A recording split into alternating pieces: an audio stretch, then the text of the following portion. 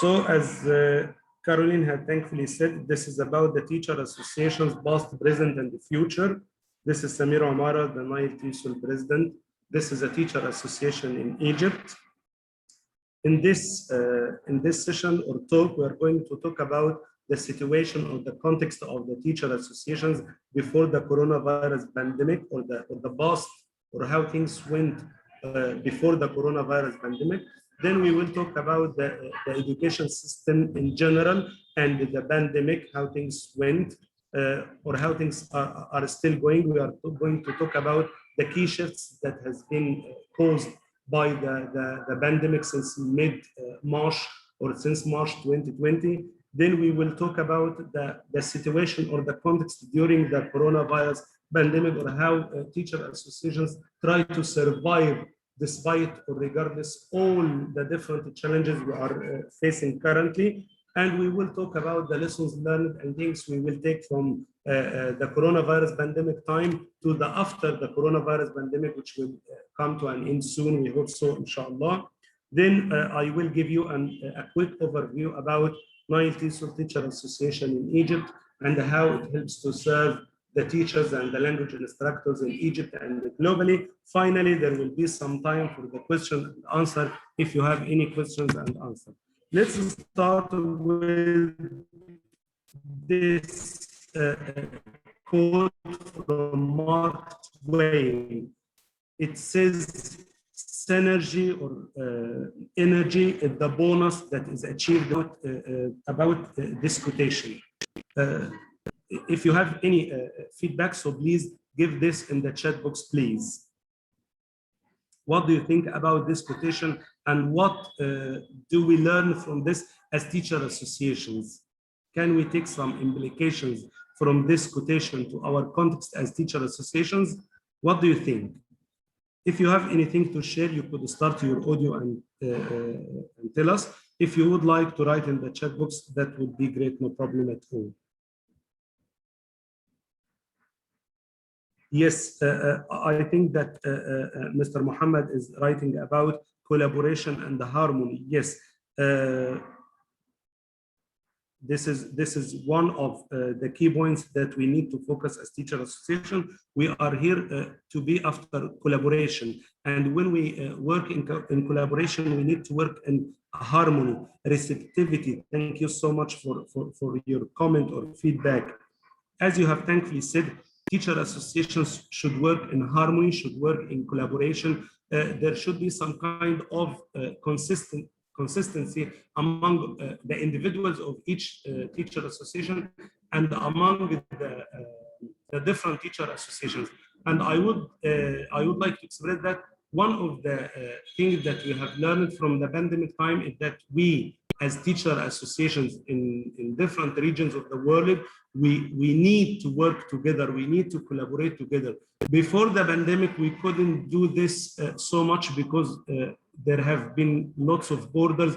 It's very expensive to travel to another country if this country is far away or something like this. But currently, one of the things that the pandemic has helped us is that we have different electronic platforms like Zoom, like different platforms and applications that we could use to work together while we are at home, while we are in our institutions, in our schools. So it's easy to do this to overcome the challenge of the borders. So the synergy or the power which we have and which we need to maximize is how we as individuals who volunteer or who work for the teacher association in a country or throughout the different teacher associations, is that we need to work together. This is a key point for us to move forward and to help our associations move from the place where they are to the place where we would like our teacher associations to move to. The next thing is that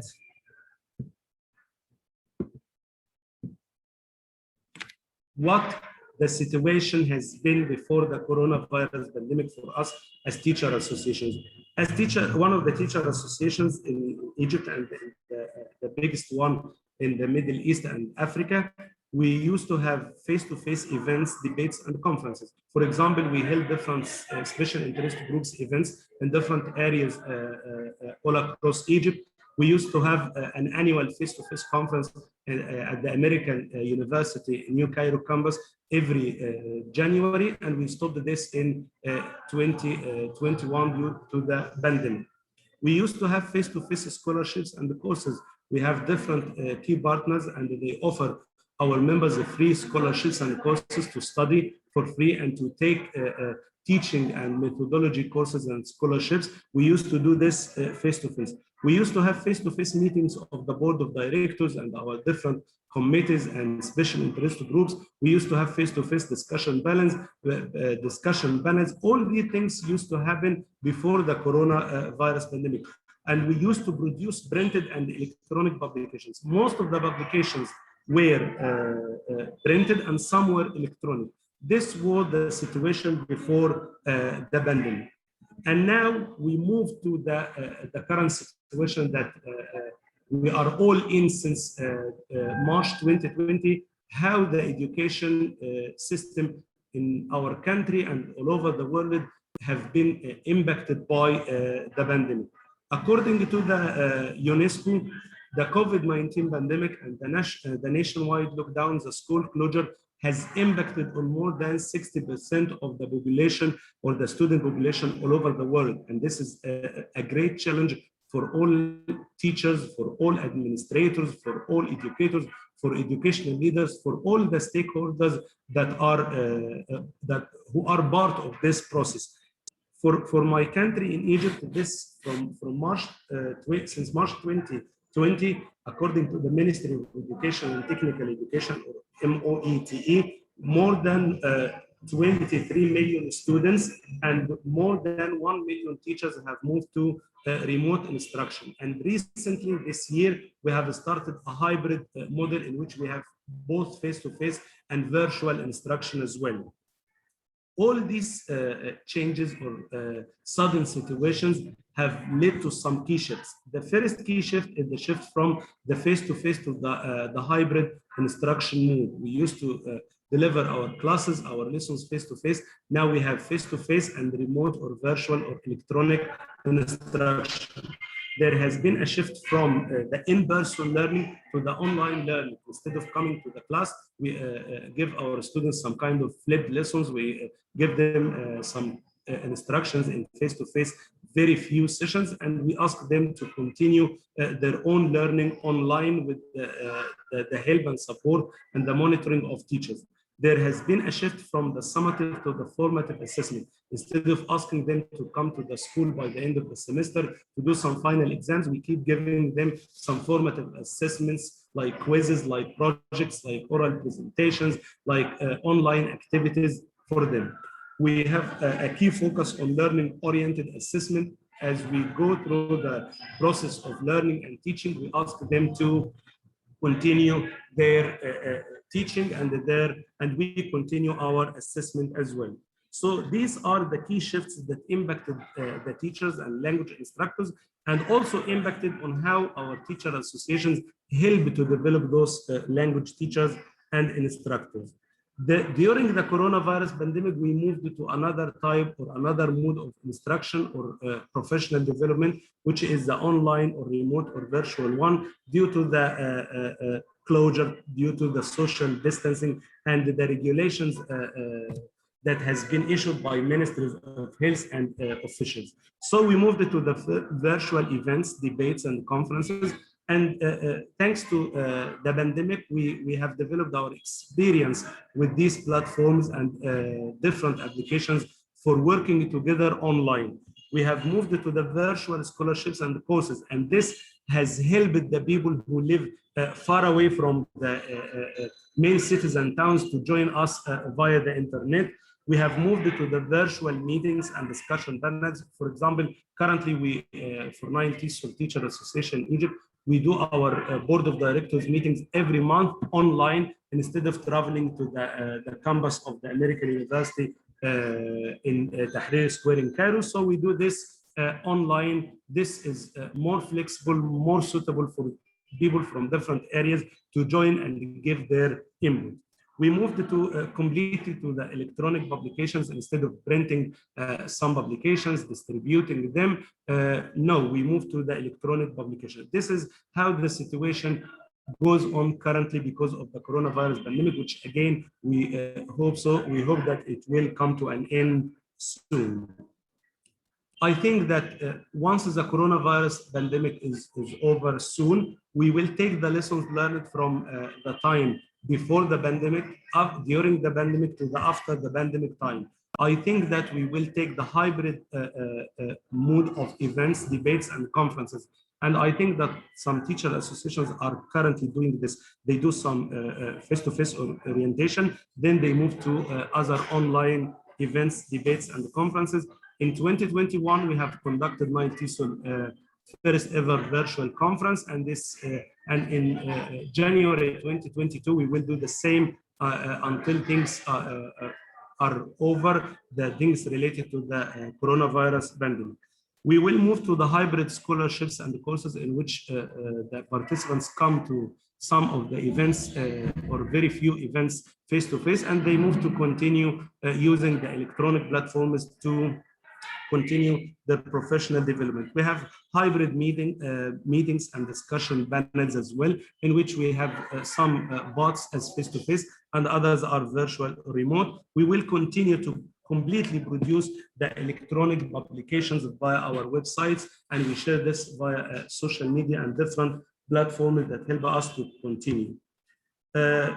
So far, I would like to give you a quick glance about what Nile TESOL Teacher Association has done so far. We have more than 3,600 Nile TESOL members. We have more than 33,000 Nile TESOL Facebook followers.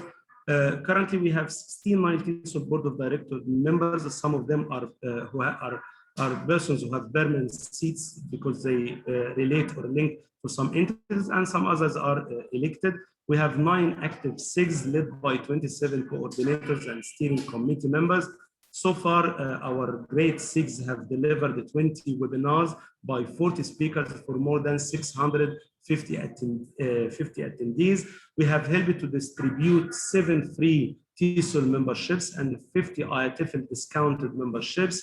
We have attended 2 international virtual conferences, TESOL and IATFL, and this one is one of the other international conferences we take part in. And next week, our president-elect and the 6th committee chair will attend the Africa TESOL, Africa ELTA affiliate leaders meeting. We have signed 4 memoranda of understanding with next TESOL, TESOL-SPAIN, Argentina TESOL, and Cyprus TEA. We have distributed 30 fundamentals of English language teaching scholarships and 12 felt for young learners scholarships. In 2021, we have more than 3,500 participants or attendees on Nile TESOL virtual conference. I would like to invite you to join us on Nile TESOL 2020 virtual conference on January 28th and the 29th. So please mark your calendar for this big join, or to encourage your members to take part in Nile TESOL. This is niletesol.org/memberships. This is the link to our free membership. This is open for Egyptian and non-Egyptian teachers and language instructors. If you would like to share or learn more about Nile TESOL, you would go for Nile TESOL Facebook page or Nile TESOL website, www.niletesol.org, or you can contact us on niletesol.contact@gmail.com. And as you see on the screen, this is the QR code for our membership, to either to apply for the free membership or to renew the membership. Thank you so much, and I would like to answer or help with any questions if you have. Thank you so much.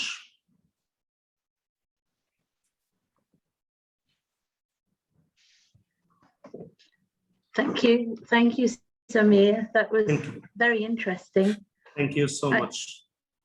You have an incredibly large membership. We would love the membership of TESOL-SPAIN to be like that. There haven't actually been any questions. Yes. I would like to ask you, you obviously see the big advantage that there is in the fact, I mean, obviously the pandemic has been a tragedy, but we see the advantages that there are in being able to go online, have hybrid events. Would you agree with that? Yes, I think that we have learned from the pandemic time different things and different lessons, and we will take these lessons to the time after the pandemic. And I think that we might continue to use the hybrid model because, for example, in the situation which we are currently experiencing, if we are asked to travel to Spain in order to take part in such a big event, there might be some logistics challenges related to time, related to cost, related to different things. But the hybrid model will help us to do this. Some people could attend in a venue in Spain or in any other country or capital city, and the others who are not able to join face-to-face could join virtually or remotely. So this is one of the lessons and the greatest experience we will take to the after the pandemic time. Maria has asked, do you think that online events are as effective as face-to-face ones?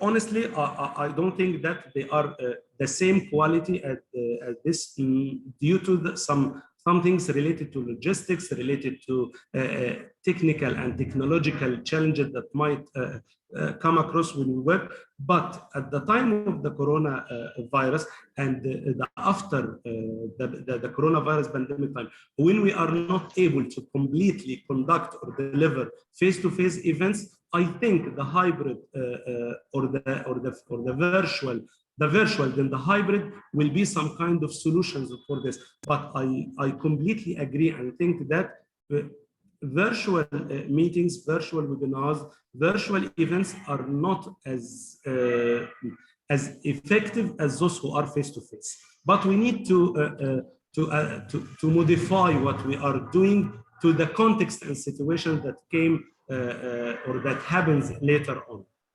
But they are not the same, of course. I agree with you that they are not the same.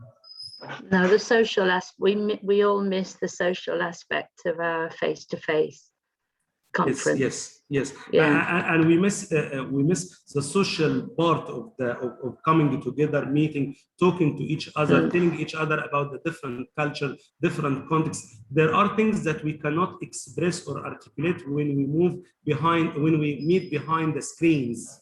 We cannot do this. Katarina has said, could you please post your email address again? Could you put it up on the screen again?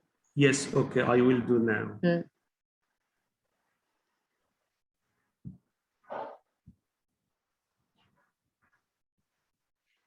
Here is it. Here is my email. Yeah. samir.omara76@yahoo.com. And if we could just go quickly back again, there was another comment that I didn't, somebody put a comment about emotional clues.